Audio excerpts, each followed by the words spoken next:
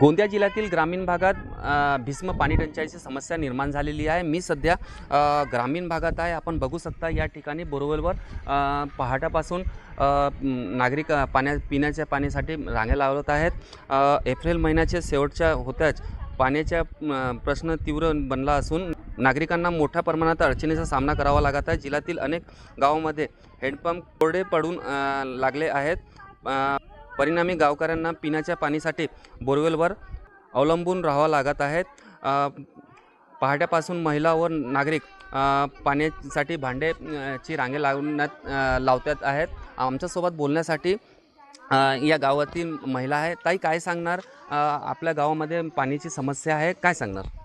आमच्या गावामध्ये पाण्याची खूप टंचाई आहे आणि या गावामध्ये खूप असे म्हणजे एकच बोरवेल आहे ते जिचं पाणी चांगलं निघते आहे। सौर ऊर्जेवरच्या तो जे हे आहे मोटार नळ येतात ते आज तर बादल असल्यामुळे पाणीच लवकर आलेलं नाही आहे। तो आता आले आहे ते इथं पूर्ण गावामधील महिला इथं जमा झाल्या आहेत आणि ते नंबर लागताच होतो। एकाचा नंबर लागायला 2-2, 3-3 तास लागत आहेत। दर उन्हाळ्यामध्ये अशी समस्या राहते का?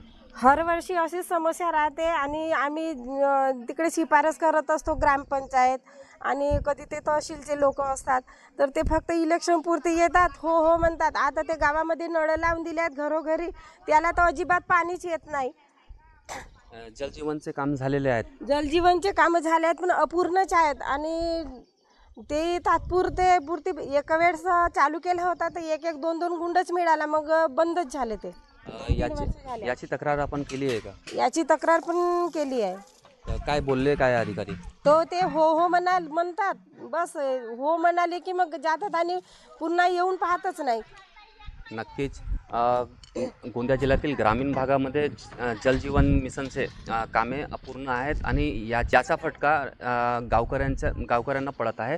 आणि गोंदिया जिल्ह्यातील ग्रामीण भागामध्ये पहाट्यापासून बोरवेलवर नागरिक पिण्याच्या पाण्यासाठी रांगा लावत आहेत आणि मोठ्या प्रमाणात पाण्याची समस्या आहे। साईद पठाण, TV9 मराठी, गोंदिया।